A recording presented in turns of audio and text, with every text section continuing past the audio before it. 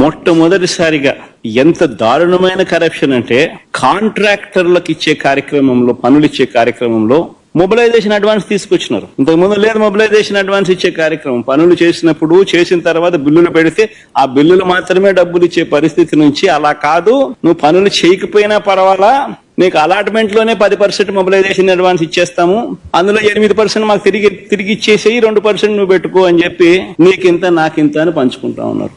నీకింత నాకింత అని పంచుకుంటా ఉన్నారు. సగం గుళ్ళు నేను కొడితే సగం గుళ్ళు నువ్వు కొట్టావు కాబట్టి 50-50. పెద్ద బాబుకింత, చిన్న బాబుకింత, దత్తపుత్రునికింత, ఆయన సర్దితేనే నాకింత నీకింత అని సాఫీగా జరుగుతాయి.